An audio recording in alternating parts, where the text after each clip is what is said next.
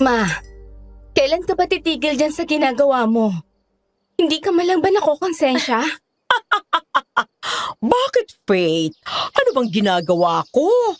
Hindi ba't binibigyan lang naman kita na magandang buhay? Anong masama doon? Magandang buhay, Ma? Hindi ganun ang ginagawa mo. Nanlalamang ka na ng kapwa.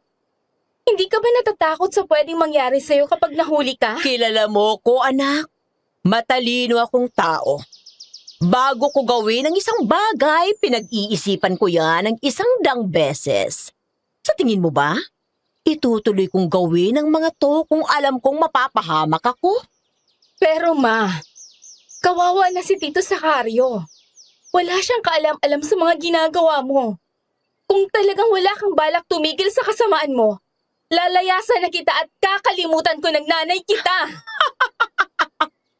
Huwag mo akong hinahamon, Faith. Wala akong pakialam kahit iwan pa ako ng lahat. Kahit pa ng sarili kong anak. Bastang gusto ko lang, makaalis sa putikan dahil sawang-sawa na akong mamuhay sa laylayan. Palibhasa hindi mo naranasan ang mga naranasan ko noon. Ginawa ko ang lahat para hindi mo maranasan yun. Yung kinailangang kumayod sa murang edad, maitawid lang ang gutom. Kaya huwag kang magmalaki sa akin. Dahil mas marami kang kailangang ipagpasalamat sa mga bagay na ginawa ko para sa'yo.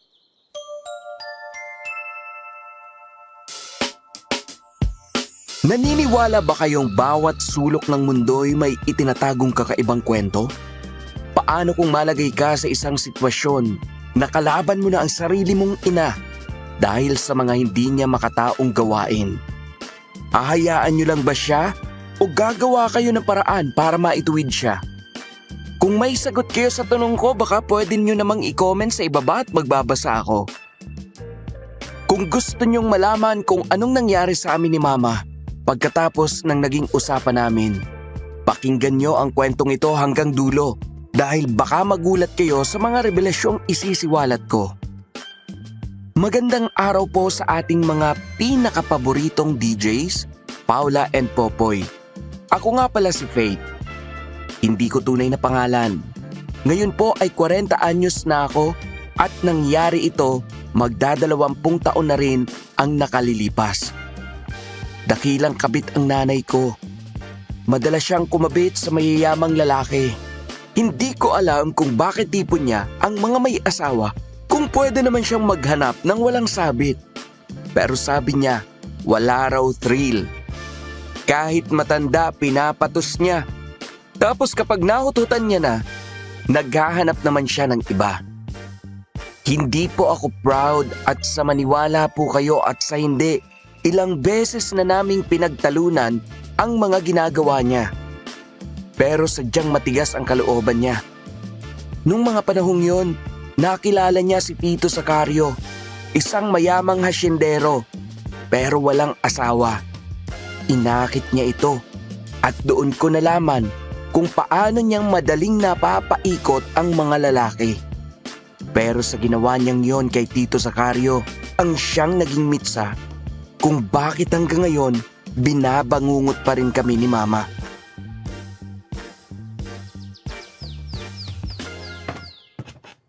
Gising ka na pala, Sacario. Magandang umaga. Halika na rito at sumalo ka na sa aming mag-ina mag-almusal. Ipinagtimpla na rin kita nitong paborito mong tsaa. Hindi ko na gustong lasa niyan, Minea. Ha? Hindi ba't paborito mo to? Hindi naman talaga ako umiinom ng tsaa bago kita nakilala. Ikaw lang ang nagpainom niyan sa akin. Ngayon ayoko na. Bakit naman? Masarap naman ito ah. Pinipigaan ko pa nga ng kalamansi para mas maging malinamnam.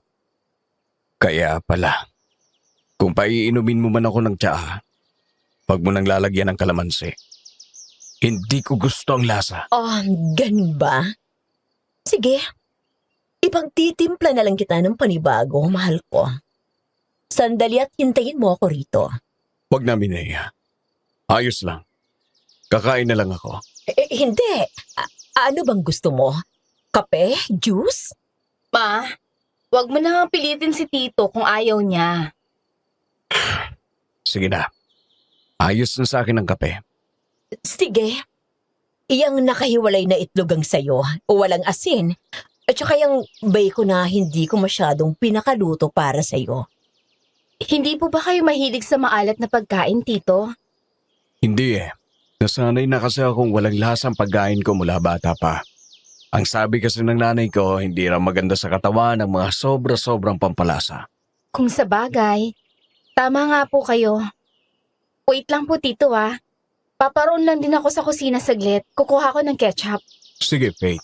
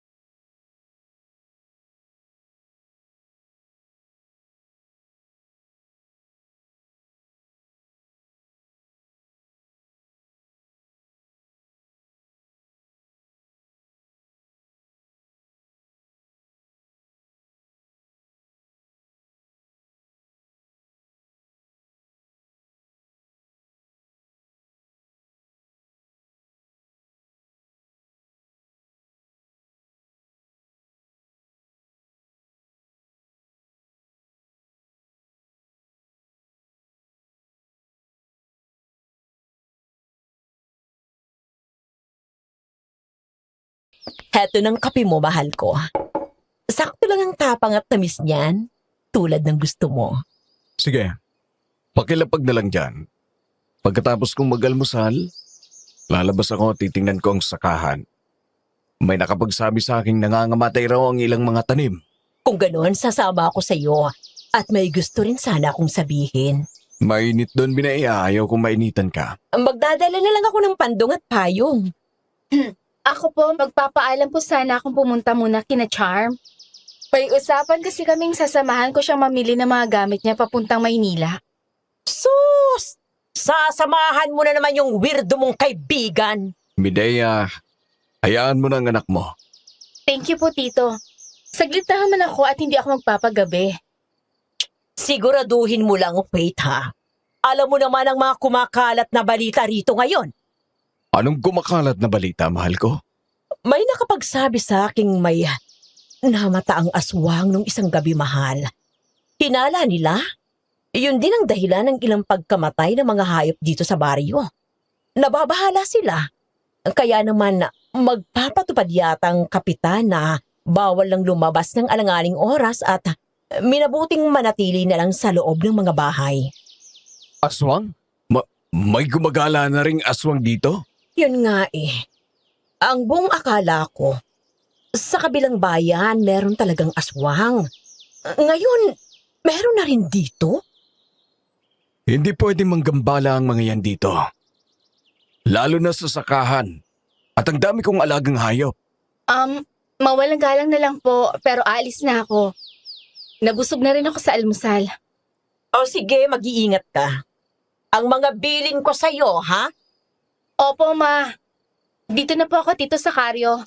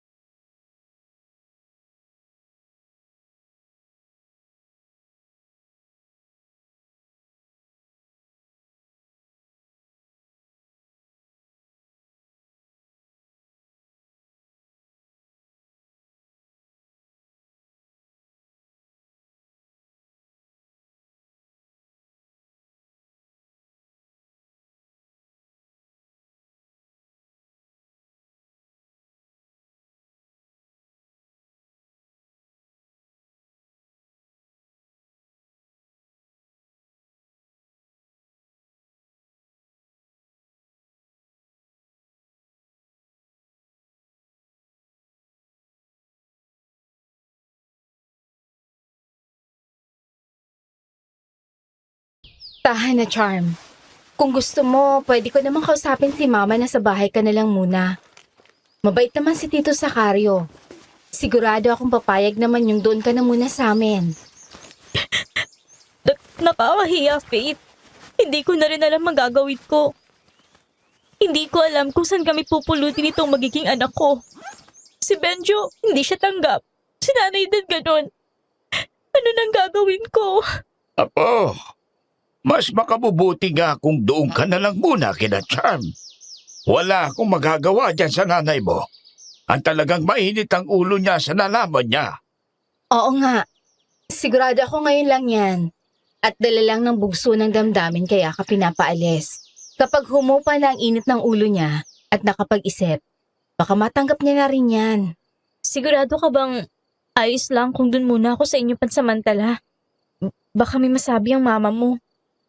Huwag kang mag-alala, akong bahala doon. Sige na po.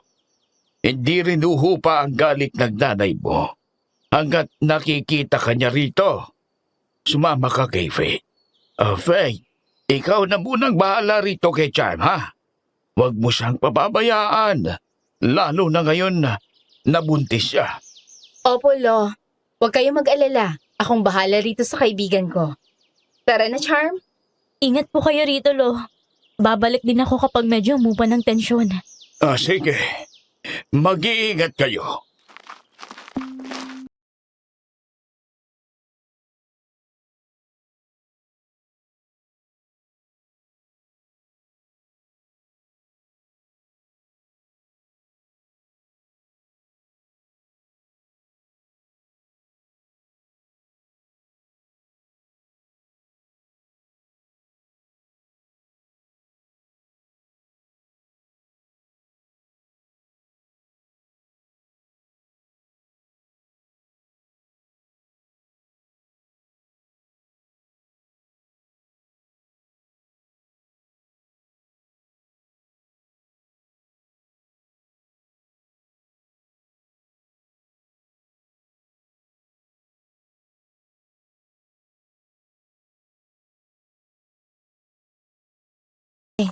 Bakit ayaw kang panagutan ni Benjo? Kasi, alam mo namang hindi ako tanggap ng mga magulang niya, 'di ba? Kasi mayaman sila tapos ako mahirap lang. Talagang pinipilit ko lang ang sarili ko sa kanya kasi mahal ko siya. Nung sinabi ko sa kanyang buntis ako, Hindi raw pwede. Pag daw nalaman ng mga magulang niya, tsak naaalisan siya ng mana. Ba't tarantado pala yung si Benjo eh? Akala ko nagkasundo kaming hindi kanya sasaktan. Akala ko rin, pinaglalaban kanya sa mga magulang niya. Kasi kahit hindi ka gusto, hindi ka pa rin iniiwan ni Benjo. Tapos ngayon, ganito ang gagawin niya sa'yo? Gusto niyang ipalaglag ko ang bata. Kapag daw pinalaglag ko, kami pa rin daw dalawa. Yan ang huwag na huwag mong gagawin hanggat hindi mo pinag-iisipan ng mabuti, Charm. Isipin mo kung sinong mas gusto mong panatilihin sa buhay mo. Yang si Benjo na may matapobreng magulang o yang inosenteng bata sa tiyan mo. Mamimili ka lang, Charm, at maging matalino ka. Naguguluhan pa ako, Faith. So ngayon, magulo pa ang isip ko at hindi ko talaga alam ang gagawin ko. Basta mag-isip ka ng mabuti. Dito ka na lang muna sa amin ngayon. Ano nga palang sadya mo sana sa bahay kanina? Gulo pang naabutan mo. Eh yun na nga, alam mo naman din si Ma. Oh, nandito ka na kaagad, anak. Kasama mo rin pala itong si Charm. Magandang araw po, Tita Menea. Sa inyo rin po, Ginoong Zacario. Oh, please. Dito na lang, Iha. Bakit bumalik ka kaagad, Faith? Akala ko ba may usapan kayong mamimili ni Charm? Nakapamili na kaagad kayo? Ang laking bag niya na. Tungkol po doon, Ma. Ano kasi, pinalayas kasi si Charm ng mama niya, kaya isinama ko siya rito. Ano? Pinalayas ka sa inyo, Iha? Sa anong dahilan naman? Of course, hindi ka naman palalayasin sa inyo ng nanay mo kung trip niya lang at wala siyang magawa sa buhay. May nagawa ka bang kasalanan? Kasi po, Tita, buntis ho ako. Tapos ayaw kong panagutan ng boyfriend ko. Ay, Diyos ko, kaya naman pala. Natural na magagalit yun sa'yo. Disgrasyada ka. Mama naman, hindi naman ginusto ni Charm to. Yun na nga eh. Kahit pa hindi ginusto, nandiyan na yan. Oh, anong plano mo ngayon? Tungkol po dyan, Ma, baka pwedeng dito muna sa atin si Charm? Baka kailangan lang din ng oras ni Tita Lucing para matanggap yung nangyari. Ano? Dito sa atin? Oo, Ma. Panandalian lang naman. Susubukan niya pa rin kausapin ang tatay ng anak niya. Sila nga dapat ang nag-iisip ng solusyon dyan sa problema nila dahil sila ang gumawa niyan. Hindi tayo mamumroblema sa problema nila. Gusto naman yata yung sinasabi mo, mahal ko. Sa akin, wala naman akong nakikitang problema. Kung di dito na muna ang kaibigan ni Faith. Charm, tama ba? Opo. Pero Zacario, Tulad ng sinabi ko, walang problema roon, Minea. Bahay ko naman ito. Karapatan ko kung sino pwedeng tumuloy rito sa hindi. sabi ko nga, oo nga naman. Talaga po, Tito? Oo naman. Salamat po. Sandali lang naman po ako rito. Maghihintay lang akong lumamig ang ulo ni nanay. At kakausapin ko rin ang nobyo ko. Sige, Iha. Kahit gaano ka pa katagal, hindi naman magiging issue. Basta kaibigan ni Faith, ayos lang sa amin. Hindi ba, Minea? Oo, mahal ko. Ayos lang, Charm. Tama. Dito ka na nga lang muna kaysa kung saan ka pa makituloy. Magsama na lang kayo ni Faith sa iisang kwarto.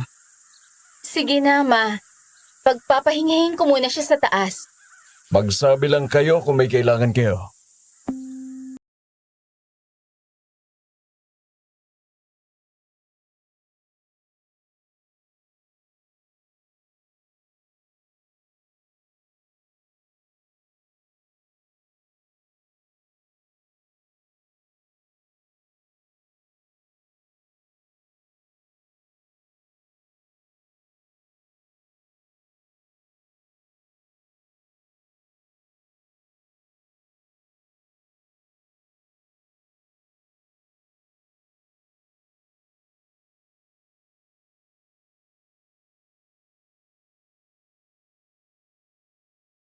Ito sa Karyo. Wala nang nagawa si Mama. Medyo nakakahiya nga rin eh. Lalo na't alam ko yung ginagawa ni Tita Minea sa kanya. Kaya para akong nakukonsensya. Yun nga sana ang sasabihin ko sa'yo kanina, kaya ako pumunta sa inyo. Pero alam mo ba, may kakaiba akong nararamdaman dito sa inyo. Ano yun? Huwag ka namang manakot dyan, Charm. Hindi eh. Mabigat yung aura ng bahay na to. Parang may nakatingin sa kung saan. Kahit wala naman. Ayun oh, nagtataasan na nga ang balahibo ko. Charm naman. Alam mo namang matatakotin akong tao. Hindi kita tinatakot. Galing ako sa pamilyang biniyayaan ng matalas na pakiramdam. Lalo na kanina.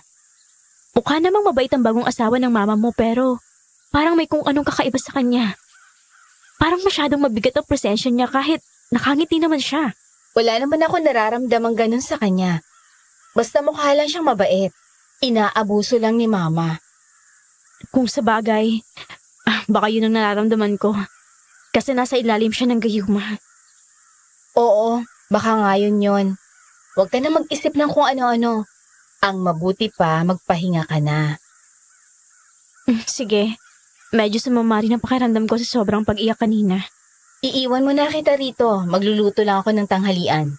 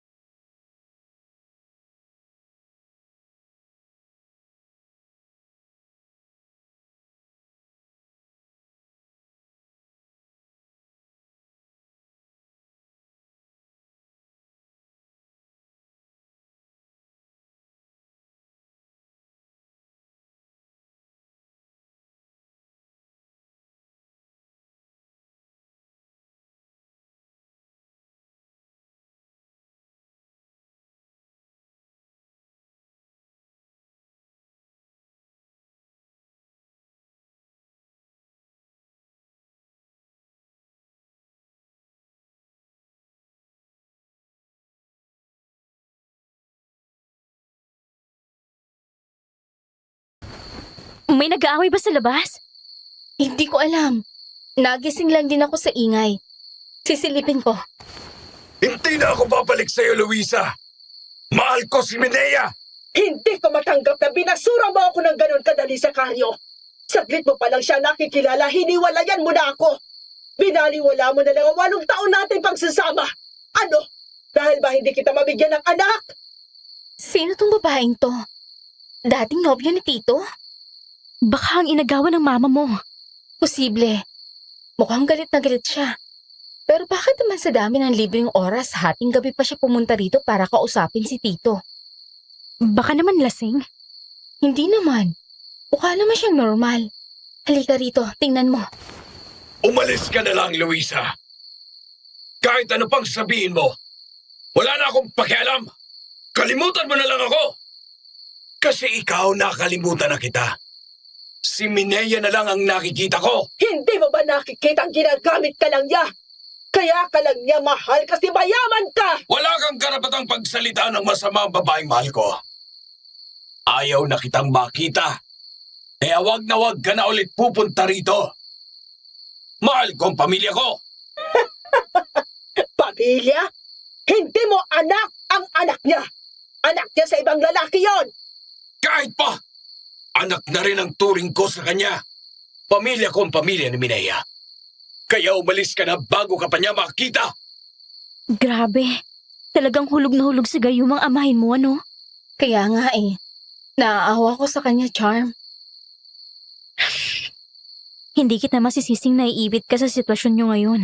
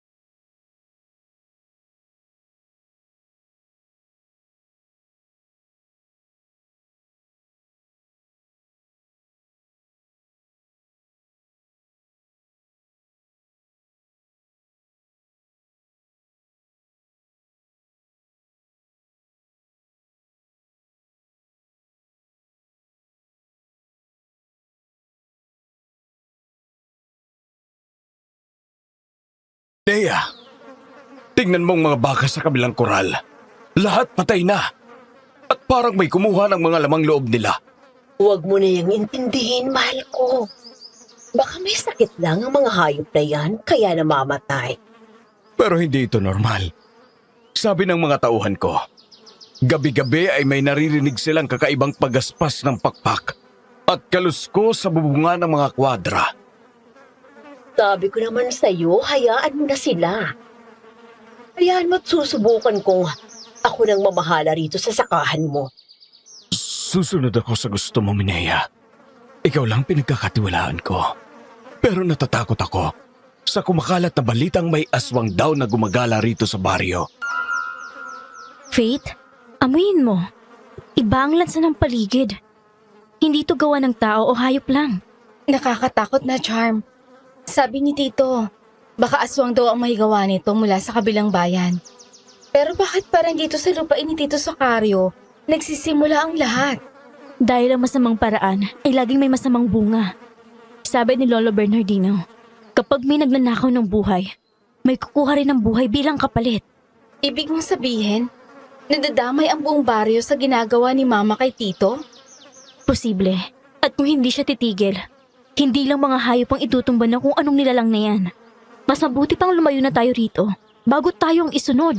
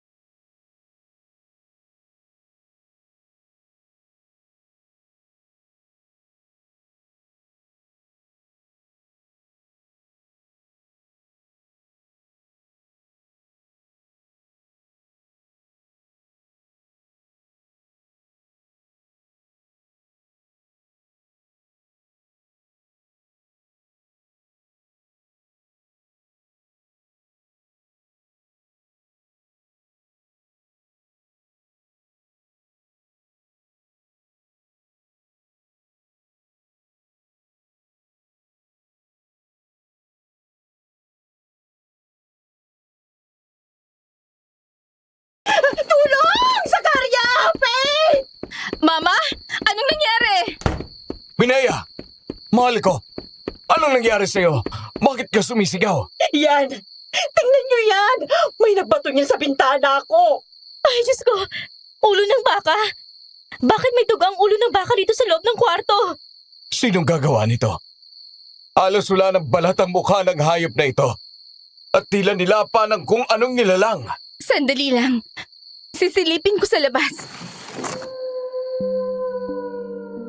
Mabilis akong lumapit sa bintanang basagang salamin at pilit na inaninag ang kadiliman sa labas.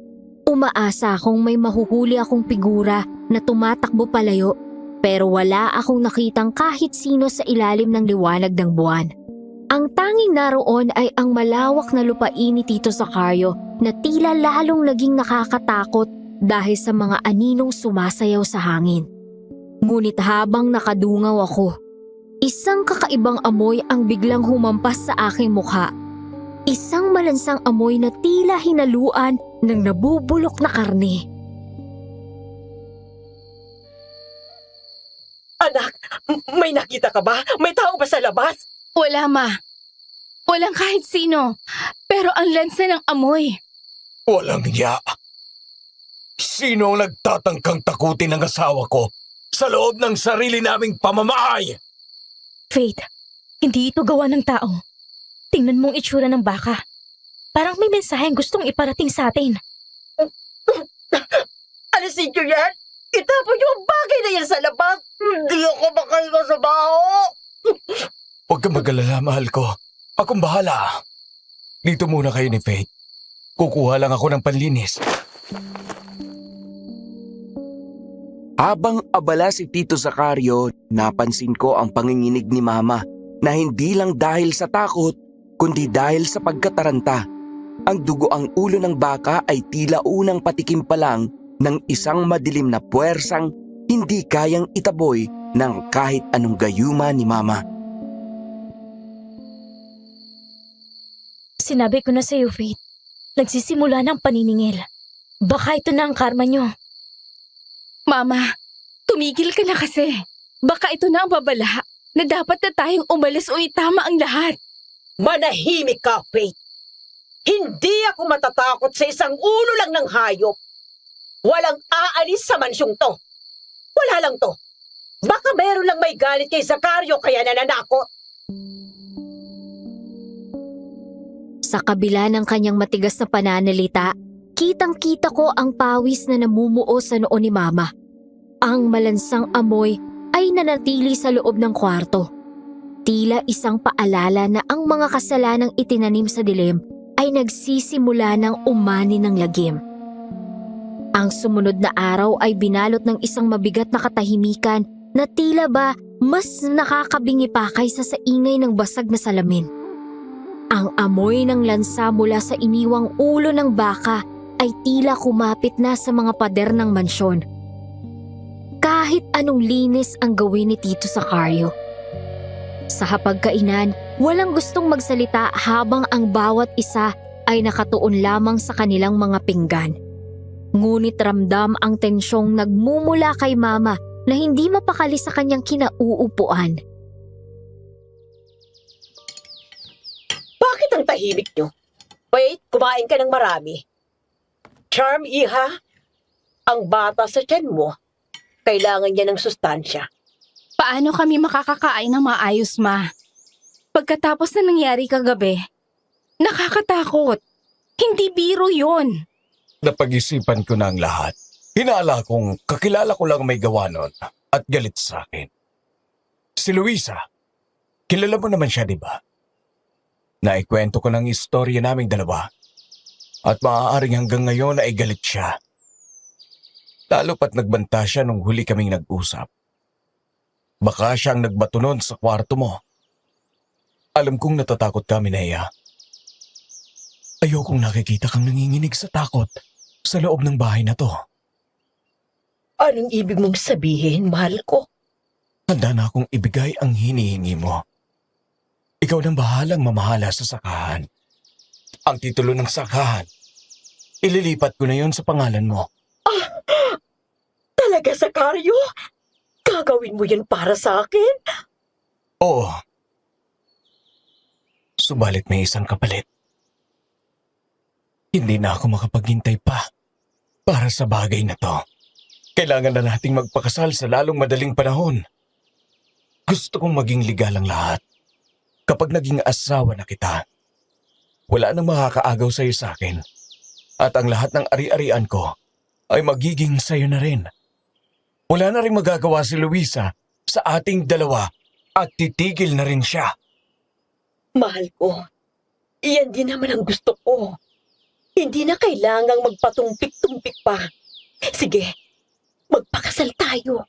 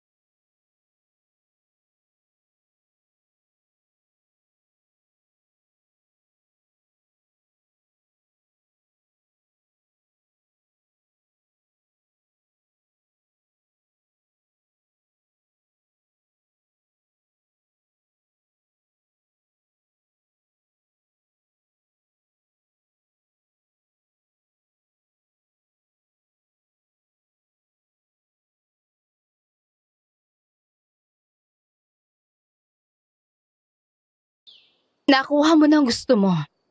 Hawak mo na ang titulo. Pwede bang itigil mo na ang pagpapainom ng kung ano-anong likido kay Tito Sakario? Wait, anak. Bakit ba napakaparaning mo? Tingnan mo nga ito. Ito ang katas ng lahat ng pagod ko. Seguridad natin ito. Bakit ko ititigil ang isang bagay na nagdala sa atin dito sa rurok? Kasi hindi na tama, Ma. Nakikita mo ba si Tito? Namumutla na siya. Lumalalim ang mga mata at minsan ay parang wala na siya sa sariling katuwiran. Hindi na pagmamahal ang nakikita ko sa kanya kundi pagkabaliw. Alam mo, Faith, hindi lang basta pampahumaling ang ibinibigay ko sa kanya ngayon. Mas pinatindi ko na ang timpla. Ang gayumang yan, hindi lang para mahalin niya ako, kundi unti-unti na rin itong pinapatay ang sistema niya. Sa oras na mamatay siya, wala nang makakabawi sa akin ng lahat ng ito. Ano? Pinapatay mo siya ng dahan-dahan? Diyos ko, Ma! Hindi ka lang nagdanakaw. Pumapatay ka na rin ng tao. Wala ka na ba talagang natitirang konsensya sa katawan mo? Konsensya? Kakainin ba natin ang konsensya, Faith? Ang mahalaga ay hindi na tayo babalik sa putikan. Kapag nawala siya, tayo ang reyna ng lupaing ito. Dapat ka pa ngang magpasalamat dahil ginagawa ko ang lahat para sa kinabukasan mo. Hindi ko kailangan ng kayamanang galing sa dugo at panlilinlang. Kung hindi ka patitigil sa kasamaan mo, Ma, hindi ako nagbibiro. Lalayas ako sa bahay na to at kakalimutan ko na naging nanay kita. Eh di lumayas ka! Huwag mo kong banta-bantaan, Faith. Wala akong pakialam kahit iwan pa ako ng lahat ng tao sa mundo. Kasama ka na. Basta hawak ko ng pera at ang titulong nito, masaya ako. Ang mahalaga, nakarating ako sa tuktok na hindi na kailangang magmakaawa sa kahit na sino.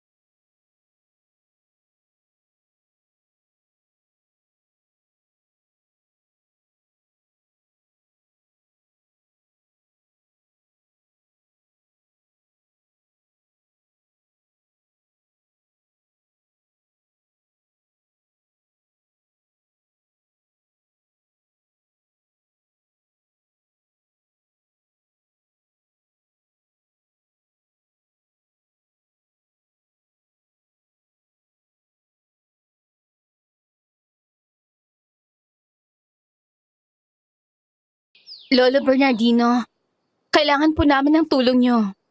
Ang mama ko po, gumagamit siya ng itim na gayuma para nakawan at dahan-dahang patayin ang kinakasama niya. Alam ko, Faith. Ramdam ko ang bigat ng hangin na dala ninyo mula sa mansong iyon. Ang gayumang itim ay hindi basta-basta nawawala sa pakiusap. Dahil espiritu ng kasakiman ang nagpapatakbo rito. Lo, paano po natin mababasag ang talab nito? Unti-unti nang nauubos ang pagkatao ni dito sa Karyo. May paraan. Pero kailangan ng tapang. Ang asin ay panlaban sa lahat ng marumi. Kumuha kayo ng purong asin at sabuyan nyo ang taong ginagayuma. Higit sa lahat, kailangan mong maihalo ang katas ng luyang dilaw at dinikdik na bawang sa iniinom niyang tsaa nang hindi nalalaman ng mama mo. Sapat na po ba yun para magising siya? Iyon ang magpapasuka sa kanya ng itim na likido. Kapag nailabas niya ang lason, doon lamang maglalaho ang lambong sa kanyang mga mata.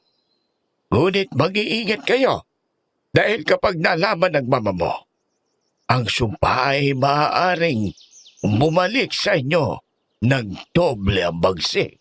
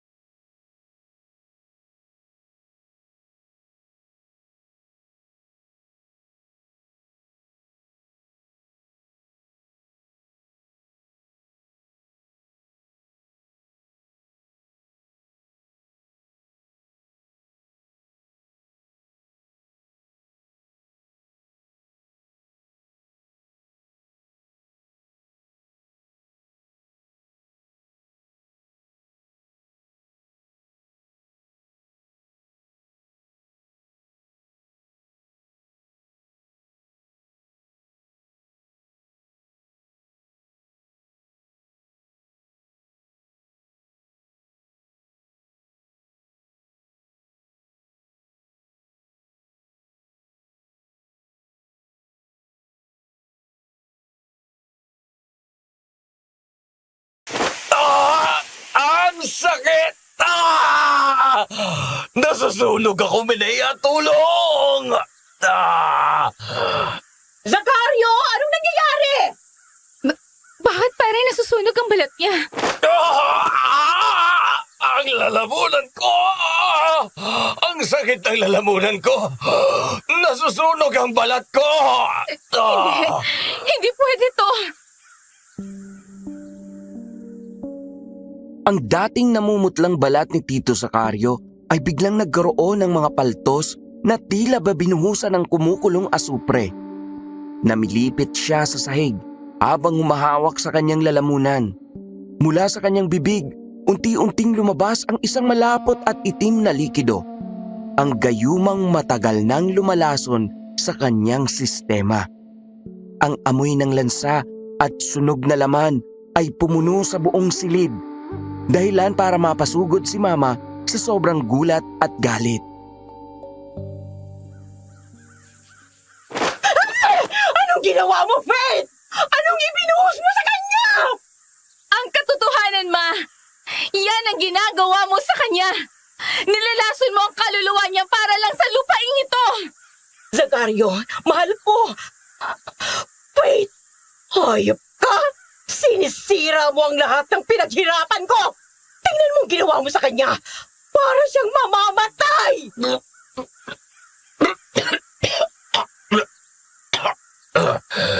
Mineya, bakit? Bakit ang dilim? Faith, anong nangyayari sa akin? Wala kang utang na loob! Inilayo kita sa gutom, binigyan kita ng lahat! Pero mas pinili mong kampihan ng taong to kaysa sa sarili mong ina! Hindi ito pagkampi sa iba, Ma. Pagliligtas ito sa'yo sa mas malaking karma. Tingnan mo siya. Tao siya. Hindi gamit na pwede mong hututan hanggang sa mamatay. Manahimik ka! Hindi mo alam ang sinasabi mo! Kung mamamatay siya ngayon dahil sa ginawa mo, ikaw ang sisisihin ko! Ikaw ang pumatay sa kinabukasan ng ating dalawa! Hindi ko pa nakukuha lahat sa kanya! Sa gitna ng kaguluhan, nakita ko ang pagbabago sa mga mata ni Tito Zacario habang patuloy siyang nagsusuka ng itim na likido. Ang dating blankong titig ay unti-unting napapalitan ng kakaibang kislap ng mga mata. Kulay pula. Kahit pa namimilipit siya sa hapde ng asing isinaboy ko. Ngunit si Mama, sa halip na maawa ay mabilis na dinampot ang bote ng gayuma mula sa kanyang bulsa. Desperadong maibalik ang kontrol na unti-unti nang nawawala sa kanyang mga kamay. Ang mansyong dati ay puno ng mapagpanggap na lambingan ay naging pugad ng lagim sa isang saglit. Habang si Mama ay pilit na ibinabalik ang lason sa bibig ni Tito Zacario, alam kong hindi na yon laban para sa kayamanan. Yun ay laban na para sa aming mga kaluluwa. Ang bawat sigaw ni Tito Zacario ay tila sumusumbat sa bawat kasalanang itinanim ni Mama sa dilim. Akala ko ay sapat na ang basbas ng asin at ang kontragayuma ni Lolo Bernardino para bawiin ang katuwiran ni Tito Zacario. Ngunit tila huli na ang lahat. Sa halip na magising sa katotohanan, tuluyan ng gumuho ang kanyang isipan. Nakaupo siya sa isang sulok ng sala. Tulala at walang buhay ang mga mata. Hindi siya nakakakilala. Hindi siya nagsasalita. Para na siyang isang buhay na bangkay na naghihintay na lamang ng huling hininga. Samantala, si Mama ay parang walang nakikitang trahedya sa kanyang harapan. Para sa kanya, ang pagkaluoy ni Tito Zacario ay hudyat lamang ng kanyang ganap na tagumpay. Tingnan mo siya, Faith. Hindi ba't napakatahimik? Napakaamo.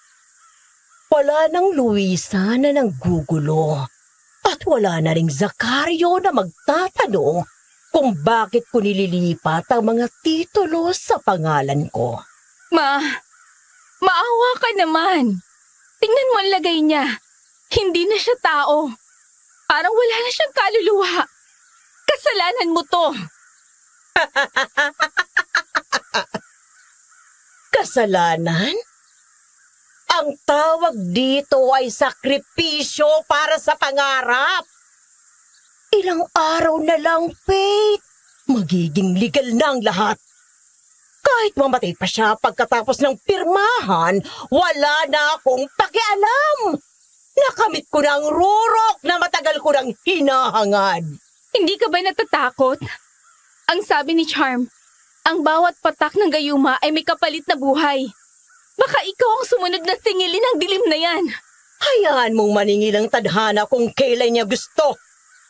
Sa ngayon, ako ang may hawak ng baraha. Maghanda ka na lang para sa lahat ng mangyayari dahil gusto kong maging saksi ka sa pinakamalaking tagumpay ng nanay mo. Iniwan ako ni Mama na luhaan habang nakatingin kay Tito Zacario. Lumapit ako sa kanya at hinawakan ang kanyang malamig na kamay. Sinubukan kong tawagin ang kanyang pangalan. Umaasang may kahit katiting na bahagi ng kanyang pagkatao ang tumugon, ngunit wala. Ang kanyang mga mata ay nananatiling nakapako sa kawalan. Tila nakakita ng isang bagay na hindi namin nakikita. Naalala ko ang babala ni Lolo Bernardino tungkol sa aswang at sa malansang amoy na bumabalot sa lupain. Kung ang gayuma ay unti-unti na siyang pinapatay, baka hindi lang buhay ni Tito ang nakataya, kundi pati ang kaligtasan naming lahat. Habang nagsasaya si Mama sa kusina, kinuha ko ang natitirang luyang dilaw at asin mula sa aking bulsa. Kailangan kong makahanap ng paraan para linisin ang kanyang sistema nang hindi napapansin ni Mama. Alam kong mapanganib at alam kong pinalayas na ako ni Mama sa kanyang puso. Pero hindi ko kayang panuorin ang isang tao na mamatay sa harap ko dahil sa kasakiman ng sarili kong dugo. Ang bawat halinghing ni Tito Sacario ay tila isang sumpa na bumubulong sa buong mansyon, nagbabantay sa dilim kung kailan susumgaban ang biktima. Sa bawat araw na lumilipas, tila unti-unting namamatay ang kaluluwa ng mansyong iyon kasabay ng paghina ni Tito Sacario. Sa labas, ang malawak na sakahan na dati ay puno ng buhay, nabalot na ng lagim. Nagsimula na ang sunod-sunod na pagkamatay ng mga alagang hayop. Ang mga baka at kambing ay natatagpo ang tuyot ang katawan at tila inubos ang dugo.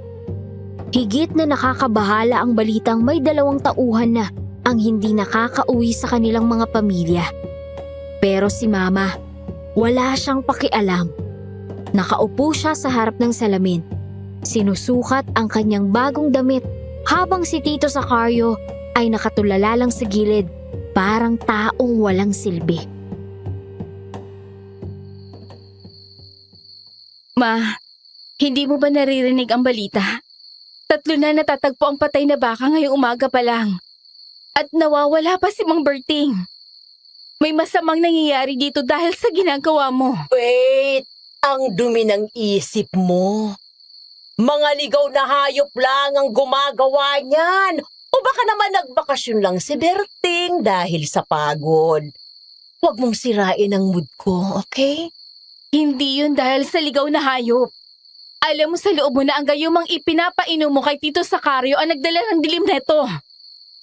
Sinisip-sip nito ang buhay ng lahat sa paligid natin. Itigil mo na ito, Ma. Bago pa tayo ang sumunod. Kahit mamatay pa ang lahat ng tao at hayop sa bayang to, basta't nasa akin ang titulo at ang mansyong to, wala akong pakialam. Bato na kung bato. Sanay na ako sa hirap. Kaya ngayong hawak ko ng yaman, hinding-hindi ko na ito bibitawan. Demonyo ka na talaga, Ma. Wala ka ng puso. Papatayin mo ang lahat para lang sa lupang hindi mo naman madadala sa hukay? Mas mabuting maging demonyong mayaman kaysa maging anghel na nagdidildil ng asin. Lumabas ka na, Faith. May mga bagay pa akong dapat asikasuhin. Tinalikuran niya ako ng walang pag-aalinlangan.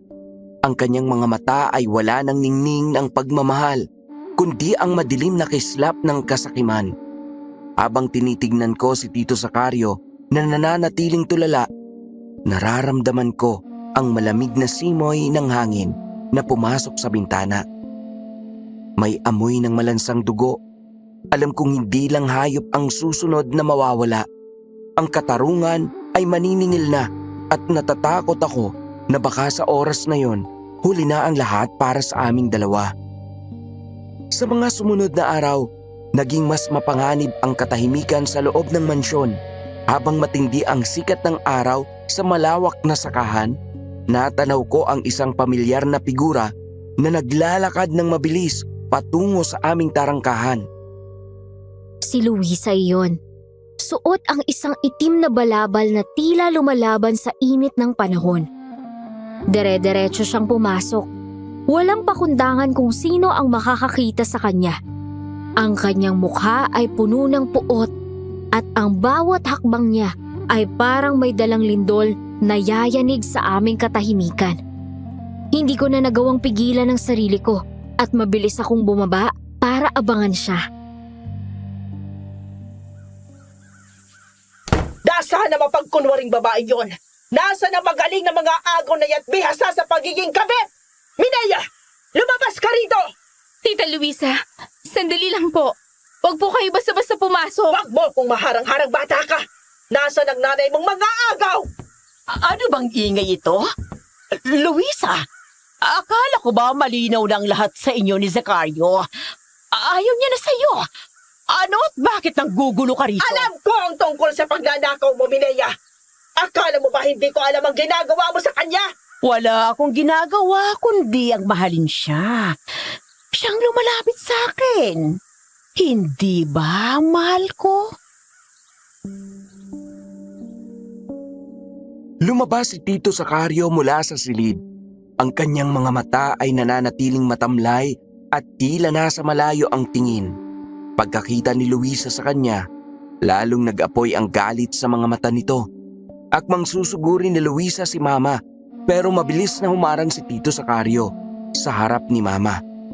Tila isang tapat na aso na nagbabantay sa kanyang amo. Zacario, tingnan mo ako. Ako ito, si Luisa. Ang babaeng pinangakuan mo ng kasal. Hindi na kita kilala. Umalis ka na rito. Nanggugulo ka lang sa asawa ko. Asawa? Nahihibang ka na ba talaga? Ginagayuma ka lang ng babaeng to. Minaya, itigil mo ng kalokohan ito bago ko sunugin ang mansyong ito. Mahilig ka ngang magpatawa, Luisa. Wala kang ebidensya. Mahal ako ni Zacario dahil mas higit ako sa'yo sa lahat ng bagay. Higit? Sa kasamaan, oo. Isinusumpa ko. Hindi mo mapapakinabangan ang lupang ninakaw mo. Layan! Bago ko patawagin ang mga tauhan namin para kaladkarin ka palabas. Tandaan nyo ito. Ang kinuha nyo ng may dumi. Sa dumi rin mawawala. Zacario, maganda ka. Dahil ang kadilimang pinasok mo ang susundo sa'yo. Mabilis na tumalikod si Luisa at lumabas ng bahay. Pero bago siya tuluyang mawala, lumingon siya sa akin at binigyan ako ng isang makahulugang tingin na nagpataas ng lahat ng balahibo ko sa katawan. Naiwan kaming tulala sa gitna ng sala habang si Mama ay parang walang nangyari at muling hinalikan si Tito Zacario sa pisngi. Alam ko sa loob ko na nagsisimula pa lang ang tunay na bangungot na idinulot ng kasakiman ni Mama. Hindi ako nakatulog ng gabing yon. Ang bawat kaluskos ng dahon sa labas ay tila bulong ng banta ni Luisa. 2:00 na ng madaling araw ngunit ang bigat sa dibdib ko ay lalong tumitindi. Patay ang lahat ng ilaw sa mansyon. Tanging ang malamlam na liwanag ng buwan ang tumatagos sa bintana ng hallway. Papaakyat na sana ako sa aking silid dahil bumaba ako para uminom ng tubig nang makarinig ako ng kakaibang tunog mula sa kwarto ni Mama. Hindi ito boses ng tao, kundi isang malalim na pag-ungol na parang hayop na nagugutom. Pagbukas ko ng pinto, bumungad sa akin ang isang eksenang kailanman ay hindi ko makakalimutan. Isang madilim at mabalahibong nilalang ang nakapatong kay Mama sa kama. Ang mahahaba nitong kuko ay nakabaon sa balat ni Mama at ang 2 kamay nito ay mahigpit na nakasakal sa kanyang lieg.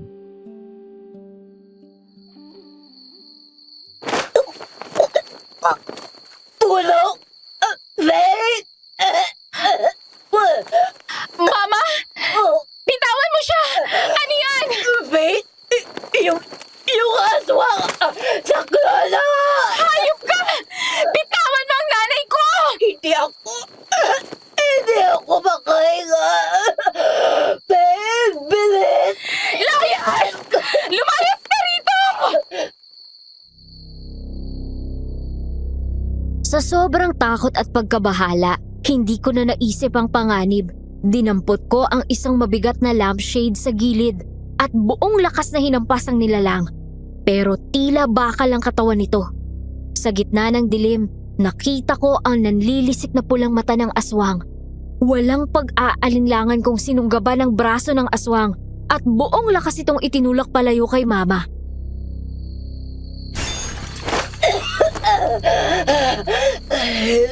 Salamat, anak. Ma, tumakbo ka na! Labas! Hindi ko kaya. Ang sakit ng leg ko. Huwag ka na magsalita! Umalis na tayo dito! Teka, yung titulo nasa cabinet. Kailangang makuha ko yun. Ma! Mamamatay na tayo! Lupa pa rin ang iniisip mo! Yun! Akin ang lahat ng ito! Habang nagpupumilit si Mama na tumayo, ang aswang na naitulak ko ay mabilis na nakabawi. Sa isang kisap mata, lumingon ito sa akin nang may kakaibang bilis. Bago pa ako makahakbang paatras, naramdaman ko ang isang malakas na puwersa sa aking dibdib. Isang malakas na tulak ang nagpadala sa akin sa kabilang dulo ng kwarto.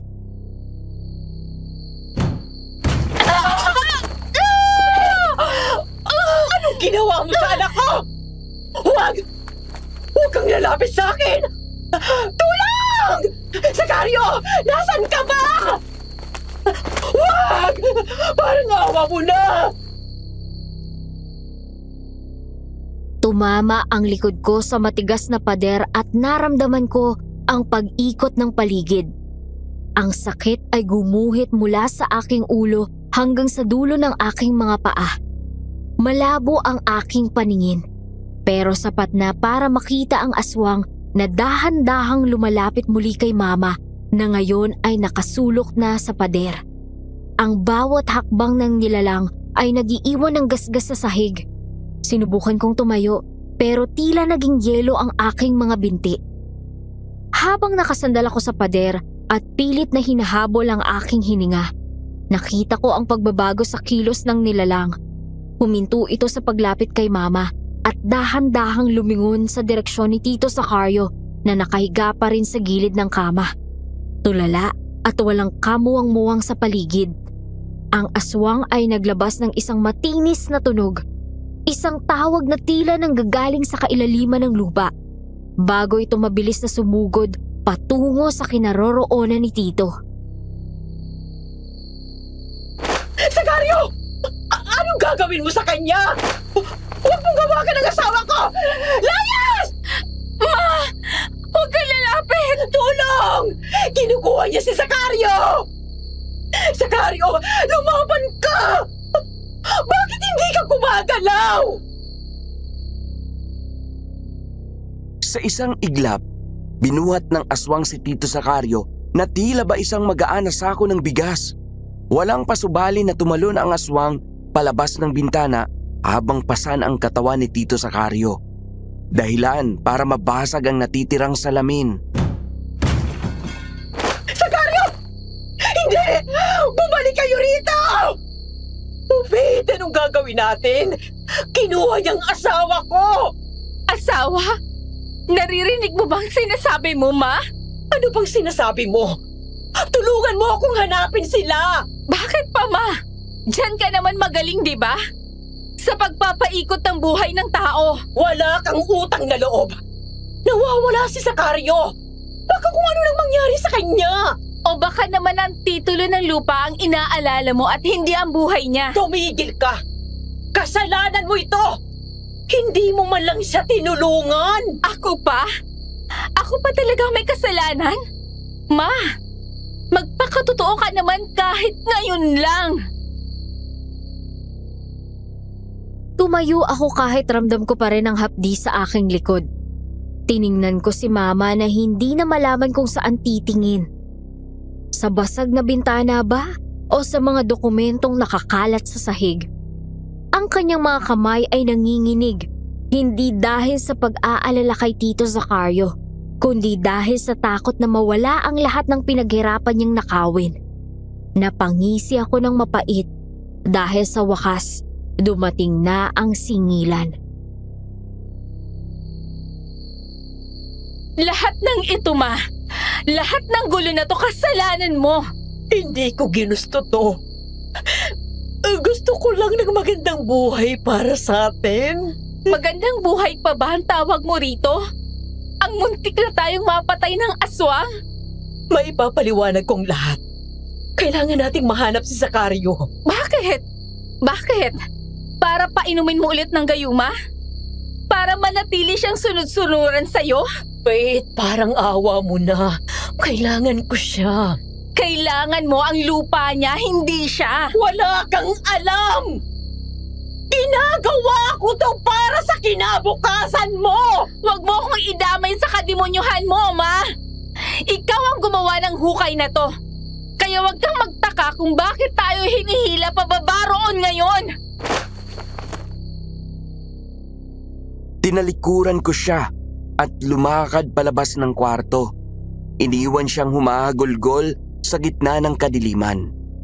Habang naglalakad ako sa hallway, dinig na dinig ko pa rin ang kanyang mga sigaw na tumatawag sa pangalan ni Tito Sakario. Ngunit alam ko sa kaibuturan ng puso ko na hindi na yun dahil sa pag-ibig. Simula ng gabing kinuha si Tito Sakario, binalot ng kakaibang katahimikan ang mansyon.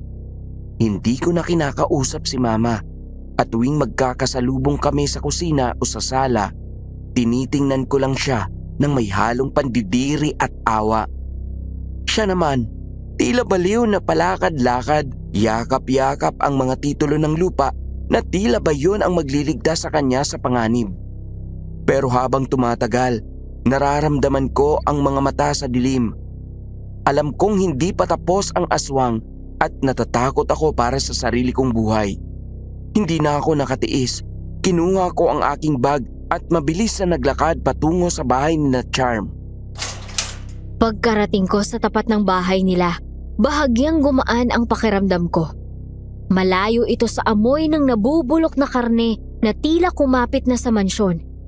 Nakita ko si Charm na nakaupo sa beranda. Haplos-haplos ang kanyang lumalaking tiyan. Faith, napadpad ka rito. Mukhang hindi maganda ang kulay mo ah. Charm, hindi ko na alam ang gagawin ko. Bakit? Anong nangyari? Nabalitaan kong nawawala raw si Tito Sakario. Nag-aalala na ako sa iyo. Kinuha siya, Charm. May aswang na pumasok sa kwarto ni Mama. Totoo ba? Pero bakit siya kinuha? Hindi ko alam. Pero ang bilis ng pangyayari. Muntik na rin ako mapahamak. Hanggang ngayon nga ay masakit ang katawan ko sa pagtulak ng aswang. Ay, Diyos ko, Faith. Halika, pumasok ka muna. Lolo! Lolo! Si Faith po nandito! Ramdam ko ang dilim na nakabuntot sa iyo, Iha. Malalim ang ugat ng kasamaang pumasok sa inyong tahanan. Lolo, tulungan niyo po kami. Kahit para sa akin na lang. Hindi ko na po kaya ang takot gabi-gabi. Lo, baka naman po may magagawa kayo. Kawawa naman si Faith. Wala siyang kinalaman sa kasalanan ni Tita Minea. Ang aswang na kumuha kay Sakario ay hindi lang basta hayop. Yon ay udyok ng galit at itim na karunungan. Ano pong dapat kong gawin? Babalik po ba yun para sa amin? Babalik at babalik yon. Hanggat may utang na hindi nababayaran. Pero maaari nating protektahan ang paligid ninyo. Sasama ako, Lo. Tutulungan ko si Faith na mag-ayos sa kanila. Ay, hindi maaari, Chan. Buntis ka. Ang amoy ng nagdadalang tao ay parang magnet sa mga nilalang na yon. Mapapahama ka lang. At ang bata. Pero Lolo, kaibigan ko si Faith. Manatili ka rito. Ako ang pupunta sa mansyon. Maghahanda ako ng mga pakontra at pababakuran ko ang bawat pinto at bintana ng binditanong langis at asin. Maraming salamat po, Lolo. Pero paano po si Mama? Baka hindi siya maniwala sa inyo. Hayaan mo siya. Ang mahalaga ay mailayo ka sa kapamakan. Ang mansong iyon ay kailangang malinis. Kung hindi, magiging libingan niyo yon. Mag-iingat kayo ni Lolo. Sana mahanap pa si Tito Sakario kung buhay pa siya. Tara na, Faith. Kailangan nating matapos ang pagbabakod bago pa man mag-agaw ang dilim at liwanag. Habang naglalakad kami ni Lolo Bernardino, pabalik sa mansyon, bitbit ang bigat ng kaba at ang amoy ng mga halamang gamot. Tanaw ko na mula sa malayo si Mama. Nakatayo siya sa veranda, nakapamewang, at tila kanina pa nag-aapoy ang pasensya. Hindi pa man kami nakakatapak sa hagdanan, nagsimula na siyang sumigaw. Ang kanyang boses ay nanginginig sa galit, hindi dahil sa takot sa aswang, kundi dahil sa panghihimasok na ginagawa ko sa teritoryo daw niya. Ano na naman itong pakikaalam na ginagawa mo? Bakit kasama mo ang matandang yan? Ma, nandito siya para tulungan tayong protektahan ang bahay na to. Bago tayo tuluyang maubos. Proteksyon? Hindi natin kailangan na kung sino-sinong mangkukulam o albularyo rito. Iha, hindi ako narito para makipag-away. Ang dilim na bumabalot sa tahanan ninyo ay hindi na biro. Wala akong pakialam sa dilim na sinasabi mo. Lumayas ka sa lupain ko. Wait! Pinapahiya mo ako. Pinapahiya? Ma, muntik na tayong mamatay. Nawawala si Tito Sacario dahil sa aswang. At ikaw, lupa pa rin ang iniisip mo? Akin ang lupang ito. Walang pwedeng magkalat ng kung ano-anong asin o langis dito sa ari-arian ko. Ari-arian? Ma, baka ito ang maging sementeryo mo kung hindi ka patitigil. Lapastangan ka. Pinapalayas mo ba ako sa sarili kong pamamahay? Hindi kita pinapalayas. Pero hindi ko na rin hahayaang mamatay ako dahil sa katigasan ng ulo mo. Lolo, ituloy niyo lang po ang dapat niyong gawin. Hindi ko na hinintay ang sagot ni Mama. Nilagpasan ko siya at tiningnan ng diretso sa mga mata. Isang tingin na walang halong takot o paggalang, kundi purong pagod. Nakita ko ang panlilisik ng kanyang mga mata, pero wala na akong pakialam. Kung gusto niyang magpakamatay sa kasakiman niya, huwag niya akong idamay. Sinimulan ni Lolo Bernardino ang paglalakad sa paligid ng mansyon. Habang si Mama ay sunod ng sunod, pilit siyang pinapatigil. Itigil mo yan! Wait! Pagsabihan mong matandang ito, nadudumihan ang mga pader ko! Pabayaan mo siya, Ma. Kung gusto mong mabuhay hanggang bukas, manahimik ka na lang. Wala kang utang na loob. Lahat ng maranyang buhay na tinatamasa mo ngayon galing sa diskarte ko. Diskarte? Pag nanakaw ka mo, ninakaw mo ang buhay ni Tito Sacario at ngayon, binabawi na ng tadhana ang lahat. Huwag mo akong pagsalitaan ng ganyan. Ako pa rin ang nanay mo. Nanay? Ang nanay pinuprotektahan ng anak, hindi pinapain sa mga aswang para lang sa titulo ng lupa. Lumayas ka rito kung ayaw mo sa paraan ko.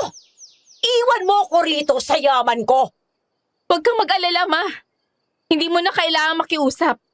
Kapag natapos si Lolo rito, hinding-hindi na ako makikialam sa'yo. Magpakasawa ka sa lupang yan hanggang sa mabaon ka ng buhay! Nanahimik si Mama, hindi dahil natauhan siya, kundi dahil sa gulat sa lamig ng boses ko. Habang papalalim ang gabi, tila bawat sulok ng mansyon ay bumibigat ang presensya. Kahit natapos na ni Lolo Bernardino ang pagbabakod ng asin at langis, sabi niya'y hindi pa siya tapos. Nagpaalam siyang pupunta lang daw sa simbahan upang manghingi ng banal na tubig at babalik din siya. Ang hangin sa labas ay nagsimulang umihip ng may kasamang malakas na amoy ng nabubulok na bangkay. Nakatayo ako sa gitna ng sala habang si Mama ay nakaupo sa sofa. Yakap pa rin ang kanyang mga dokumento. Bigla na lang umalingaw-ngaw ang malakas na kalabog sa pinto. Isang tunog na hindi gawa ng tao. Ang pinto na hinarangan ni Lolo ay tila niyanig ng malakas na puwersa. Sa kabila ng binditadong langis, dumaluhong ang dalawang figura. Ang balat nila ay tila nagbabaga at umuusok sa tuwing tumatama sa mga harang ni Lolo. pero hindi sila tumigil. Ang kanilang itsura ay nakakasuka. Mahahaba ang mga bias. Ang mga kuko ay tila mga itim na karit at ang kanilang mga mukha ay punit-punit na balat na lamang na may nanlilisik na pulang mga mata. Halos hindi ako makapaniwala nang magawa ko silang makilala at mukhang ganun din si Mama na biglang napaatras sa takot. Sakario? Luisa, anong nangyari sa mukha mo? Bakit ganyan ang itsura nyo? Huli na ang lahat, Minea. Akala mo ba ang gayuma mong nagpapatakbo sa kanya? Minea, matagal ko nang naamoy ang bulok mong kaluluwa. Hindi! Hindi ito totoo! Sakario, mahal kita! Halika rito. Protektahan mo ako. Protektahan. Ikaw na nagnakaw ng aking tangal. Ikaw na kumitil sa aking katinuan para sa lupang ito. Aswang siya! Aswang si Tito Sakario! Nagkamali ka ng kinalaban, Minea. Akala mo ba'y madali mo akong mapapaikot? Ang dugo ng lahi ko ay hindi kayang talunin ng kahit anong gayuma. Pero sumusunod ka sa akin. Bakit ngayon? Bakit ganito? Hinayaan lamang kita. Hinintay ko lang na maging ganap ang kasakiman mo para mas masarap ang paniningil. Ngayon, oras na para ibalik ang lahat ng kinuha mo. Isa kong aswang at ramdam ko ang intensyon ng isang tao. Mabuti na lang at hindi ka katulad ng anak mo. Ginusto niya akong tulungan pero lingid sa kaalaman ninyong aswang ako. Kaya nasaktan lang din ako sa ginawa niya. Humakbang si Tito Sakario o ang nilalang na nasa loob ng kanyang katawan patungo kay Mama. Ang bawat tapak niya ay nagiiwan ng sunog na marka sa carpet. Ang balat niya sa braso ay unti-unting nalalagas. Inilalabas ang mga kalamnan na kulay itim. Si Luisa naman ay nakatayo lang sa gilid, nakangisi habang pinapanood ang takot sa mukha ni Mama. Ang buong sala ay napuno ng init at amoy ng asupre. Siningil kita, Minea. Sinabi ko sa iyo, ang dumi ay sa dumi rin babalik. Ang titulo, Minea. Ibigay mo ang titulo. Hindi yan sa'yo. Hindi yan mapapasayo hanggang sa kabilang buhay. Hindi! Akin ito! Pinaghirapan ko ito! Sakario, maawa ka! Wala akong awa sa mga linta. Sip-sip ka ng buhay, Minea. Ngayon, ang buhay mo naman ang kukunin ko. Tito, wag po! Parang awa niyo na! Manahimik ka, bata. Ang dugo mo ay madadamay lang kung haharang ka sa katarungan ng aming lahi. Hayop ka, Minea! Akala mo hindi ko malalaman ang ginawa mo sa mahal ko? Pinapatay mo ang kanyang pagiging aswang para maging isang walang utak na sunod-sunuran. Hindi! Ginawa ko lang yun para hindi niya ako iwan. Mas pinili mong gawin siyang bangkay kaysa hayaan siyang mabuhay ng malaya sa kanyang kauri. Gayon, malinis na siya sa lason mo. At gayon, matitikman mong hagupit ng ganti namin. Sakario, mahal ko! Ako to! Si Minea! Huwag mo kong tatawaging mahal, Minea. Ang pag-ibig mo ay parang kadena na mayroong kalawang. Nagkamali ako. Pero ginawa ko lang yon para sa atin. Para sa lupang ito. Ang lupang ito ay sumpa sa akin dahil sa'yo. Alam mo ba kung anong hirap ang tinitiis ko gabi-gabi habang nakakulong sa gayuma mo. Gusto ko lang naman ang marangyang buhay. Hindi ako masamang aswang, Minea. Ang lahi namin ay nabubuhay ng tahimik sa dilim. Kumukuha lang ng sapat. Hindi nananakit ng walang dahilan. Tito Sakaryo, totoo po ba? Oo, Faith. Pero dahil sa laso ng nanay mo, ang loob ko ay nag-iba. Pinuno niya ako ng galit na hindi ko maipaliwanag. Sakaryo, patawarin mo. Dahil sa'yo, kahit ayaw ko, gusto kong pumatay. Ang gutom na nararamdaman ko ngayon ay hindi dahil sa pagiging aswang ko, kundi dahil sa puot na itinanim mo sa puso ko. Huwag! Huwag kang lalapit! Pinilit mong palabasin ang demonyo sa loob ko para lang makuha ang gusto mo. Ngayon, harapin mo ang nilikha mo. Tapusin mo na siya, Sakaryo. Ibalik mo sa kanya ang lahat ng sakit na ibinigay niya sa atin. Minea, tingnan mo ang mga kamay na ito. Ito ang kikitil sa lahat ng pangarap mong ginto. Wait! Tulungan mo ako! Anak, parang awa mo na! Sabi mo kanina, mas mabuting maging demonyong mayaman. Di ba, Ma? Ayan na ang hinihingi mo. Hindi! Hindi ko ito ginusto! Huli na ang lahat para sa pagsisisi, Minea. Ang lupang ito ang magiging hukay mo. Sa gitna ng kaguluhan, wala nang bakas ng pagkatao ang nakita ko kay Mama. Habang papalapit si Sakaryo na tila isang aninong handang lumamon. Si Luisa naman ang unang kumilos ng may bilis na hindi kayang sabayan ng paningin.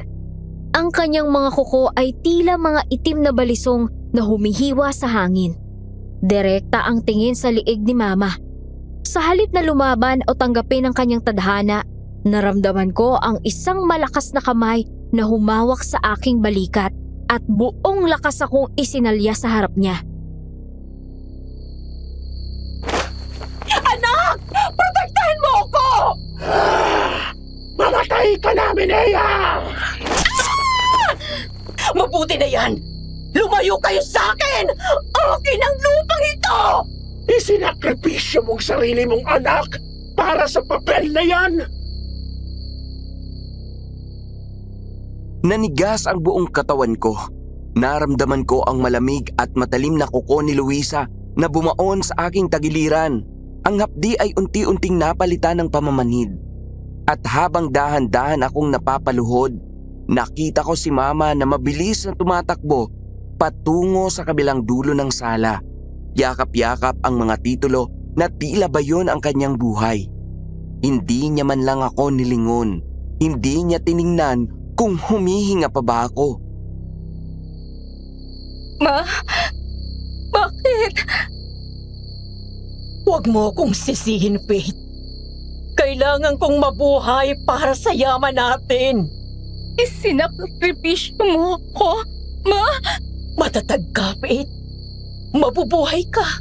Pero ang titulong ito, kapag nakuha nila, wala na tayong halaga.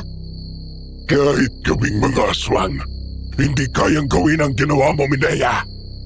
Wala kayong alam! Lahat kayo gusto lang itong kunin sa akin! Nakita ko sa mga mata ni Luisa ang isang emosyong hindi ko inaasahan. Awa. Binawi niya ang kanyang mga kuko mula sa aking katawan at sa bawat patak ng dugo ko sa marangyang carpet ng mansyon, tila unti-unti ring namamatay ang huling hibla ng pagmamahal ko kay Mama. Ang sakit sa aking tagiliran ay wala pang kalahati ng sakit na naramdaman ko sa aking puso. Ang babaeng nagluwal sa akin ay mas pinili ang piraso ng papel kaysa sa aking buhay. Tingnan mo ang ginawa mo, Minea. Ang sarili mong dugo, dumanak dahil sa kasakiman mo. Hindi ko sinasadya! Kasalanan niyo to! Kung hindi kayo ng gulo, hindi ko siya itutulak! Napakababa mong nilalang. Masayop ka pa sa aming itinuturing ninyong halimaw. Umalis kayo! Akin to! Akin ang lahat ng ito!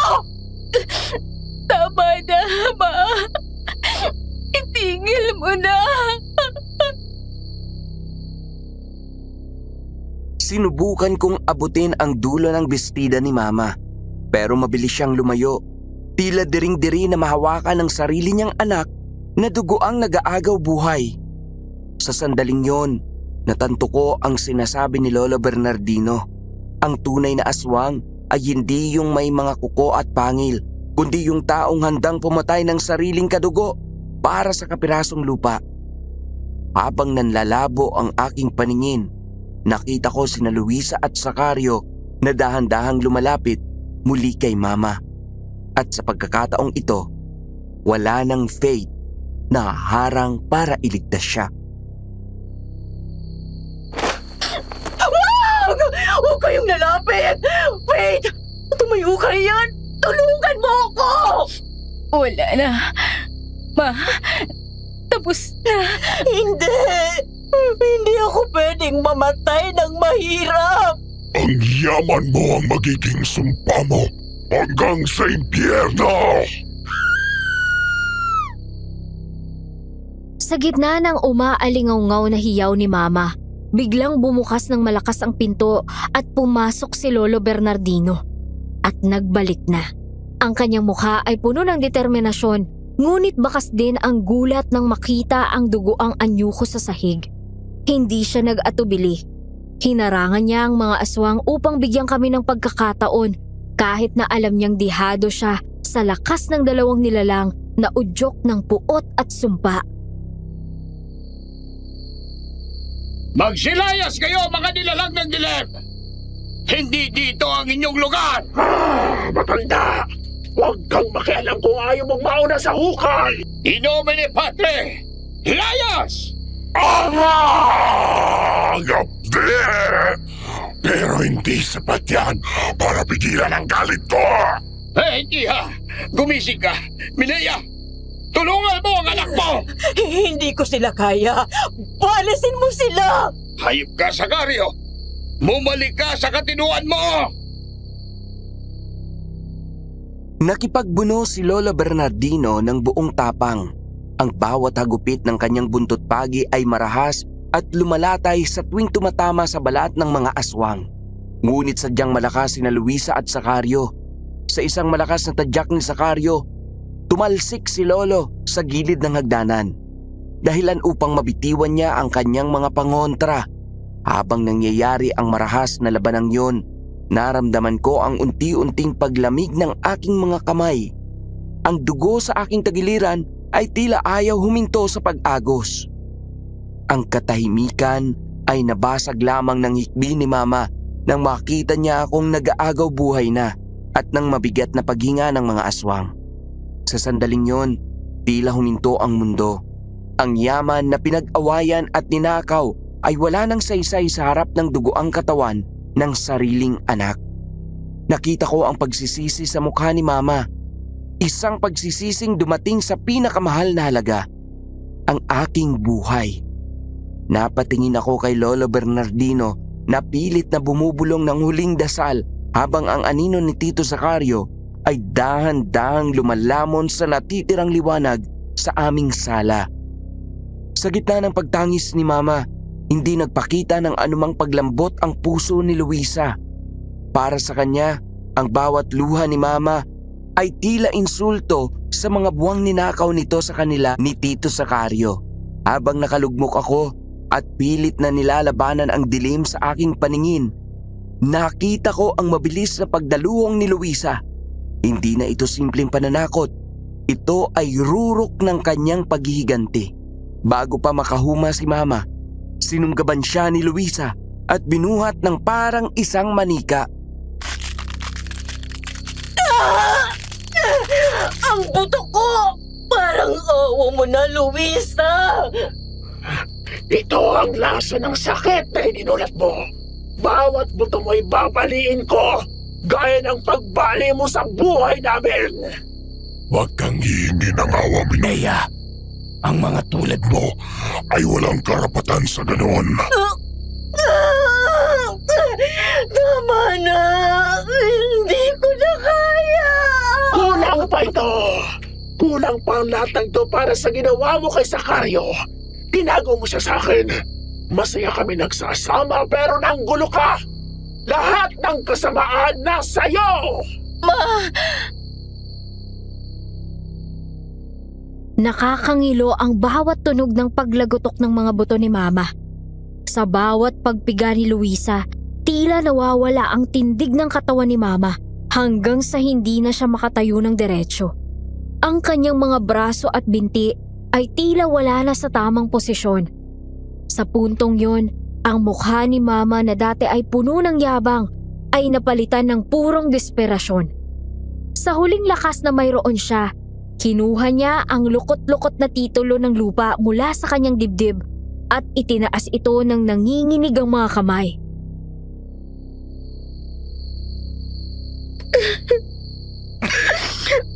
Eto na! Kunin niyo na! Sinusuko ko na ang titulo at lahat ng kinuha ko!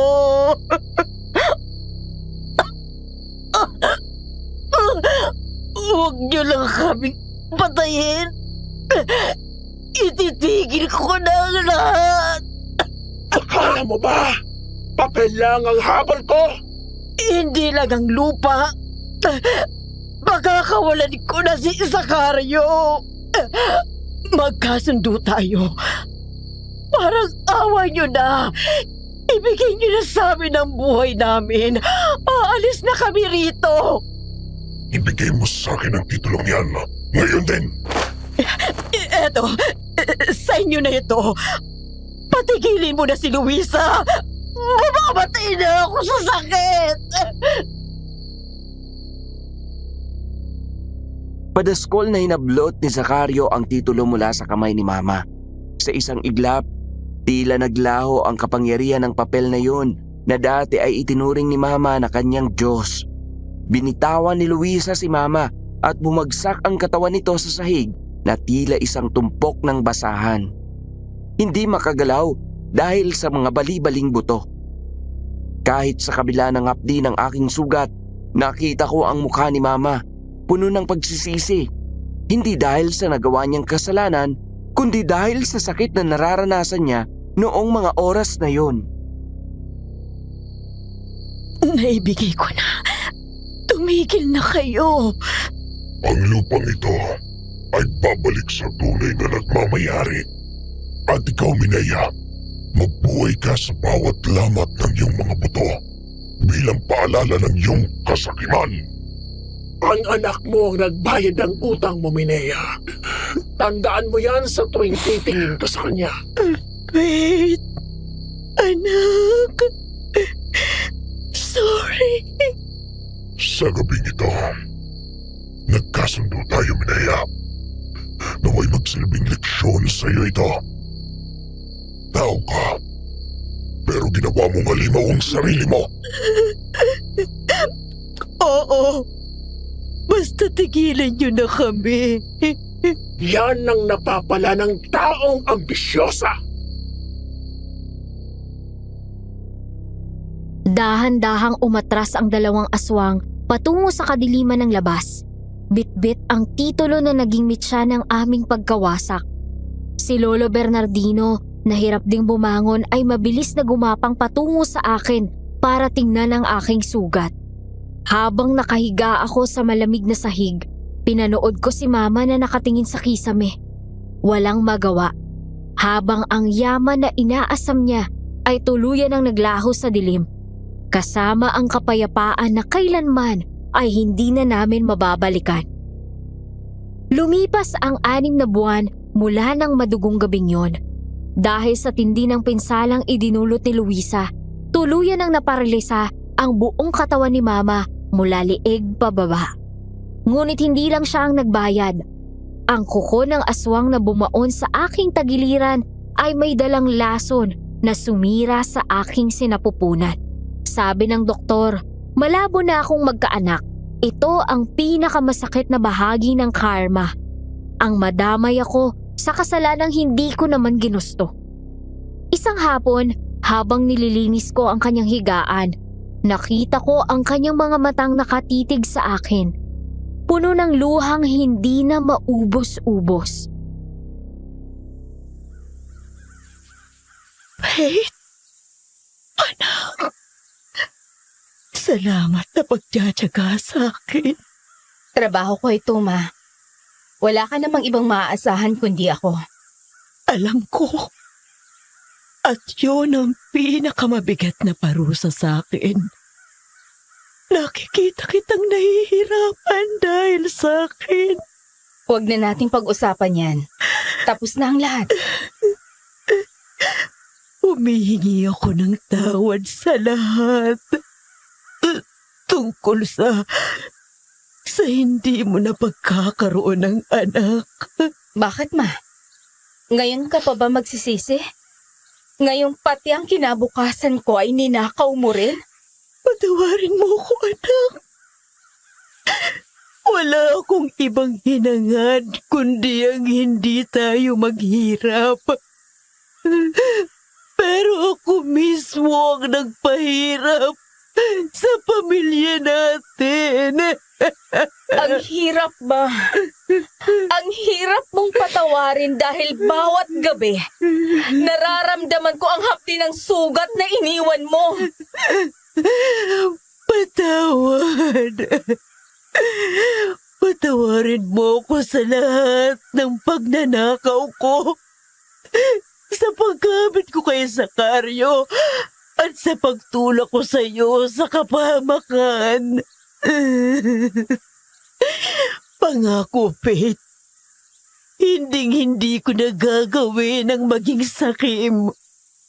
Kung bibigyan lang ako ng Diyos ng pagkakataong makagalaw, babawi ako sa iyo.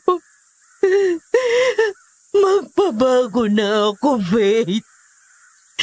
Kahit ganito na ang kalagayan ko, sisikapin ko maging nanay mo muli.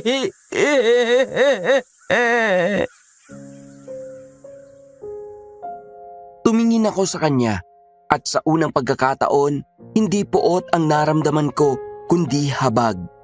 Ang dating matapang at ambisyosang si Minea ay isa na lamang anino ng kanyang nakaraan. Ang kanyang mga kamay na dati ay gahaman sa papel na titulo ay wala ng lakas. Kahit lamok ay hindi na kayang itaboy. Napagtanto ko na kung hindi ko siya papatawarin, habang buhay din ako magiging bilanggo ng gabing yun. Huminga ako ng malalim at hinawakan ang kanyang nanginginig na kamay. Pinapatawad na kita, Ma. Hindi dahil tama ang ginawa mo, kundi dahil ayaw ko nang dalhin ang bigat nito. Totoo ba yan, anak?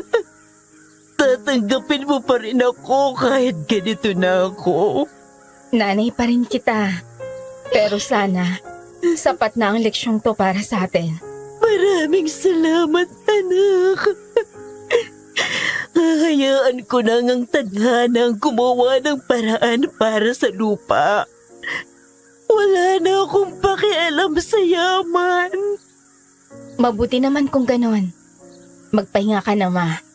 Bukas, magsisimula tayong muli.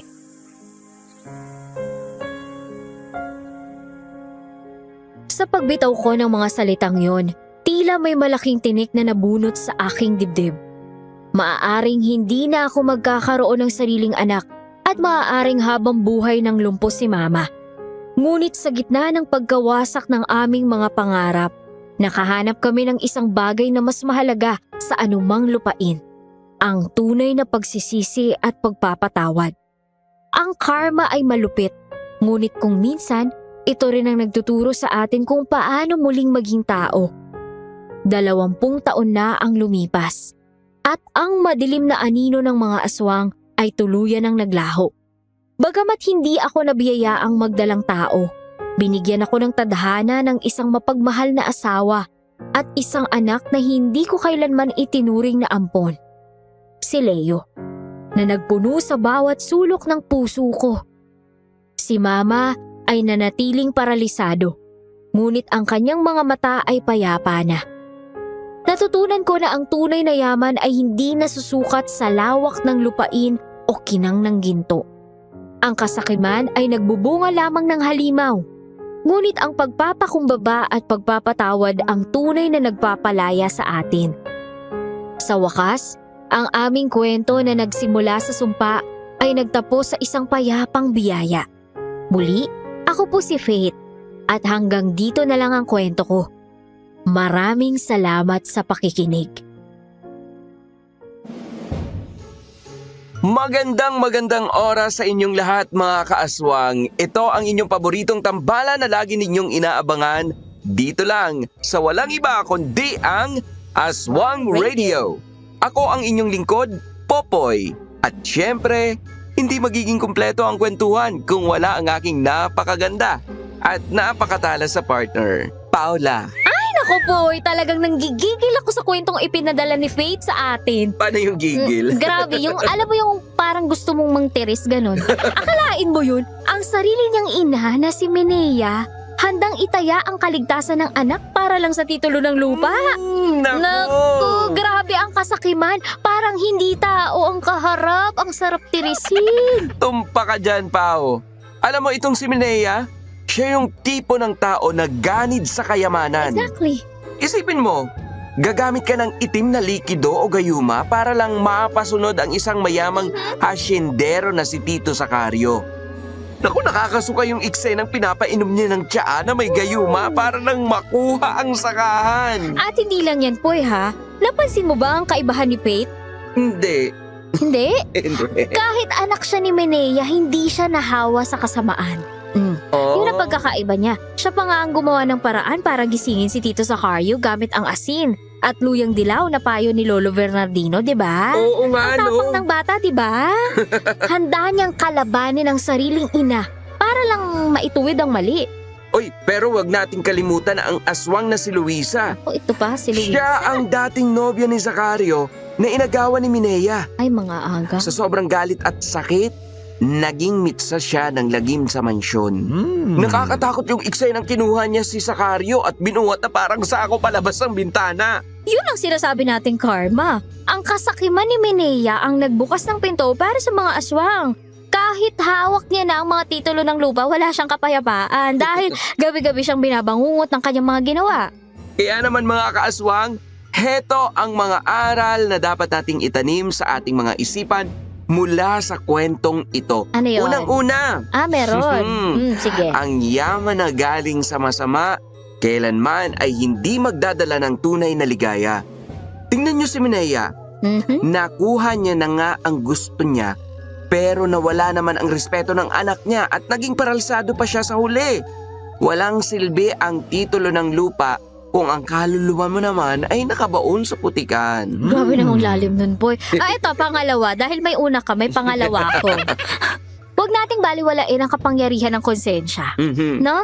Si Faith, kahit nahihirapan, pinili niyang makinig sa tama. Ang paggawa mo ng mabuti ay hindi madali, lalo na kung pamilya mo ang kalaban. Pero ito ang tanging paraan para makatulog ka ng mahimbing, yung alam mo yun, hihilik ka pa sa gabi. Kaya huwag maging bulag sa pera dahil ang pera nauubos pero ang dangal panghabang buhay. Oy, tama ka dyan, Pao. Pero maidagdag ko lang pangatlong aral. May pangatlo ka pa, hinahamon mo ko. Ang bawat aksyon ay may katumbas na reaksyon o karma. Exactly. Kung nagtanim ka ng panloloko, aanihin mo ay gulo. Kung gumamit ka ng shortcut tulad ng gayuma para makuha ang pag-ibig, huwag kang magtaka kung mauwian sa trahedya. Kaya naman po, bago kami magpaalam sa inyo, gusto naming marinig ang inyong mga saloobin. Kayo naman, ano po yung tumatak sa inyo sa kwento ni Faith at Minea? Mag-comment na kayo sa baba. Hihintayin namin ang inyong mga insights, mga kaaswang. Tandaan, sa mundong ito, hindi lang aswang ang dapat katakutan, kundi ang dilim na nagmumula sa sarili nating puso. Magsilbi sana itong leksyon sa ating lahat. Muli, ako po si Paula na nagsasabing, hindi ako nangangain, Maliban na lang kung ikaw ang uulamin. At ako naman si Popoy. Pwede mo akong gawing midnight snack. Pero dapat ako ang unang kakagat. Hanggang sa susunod na kwentuhan, dito lang sa Aswang Radio.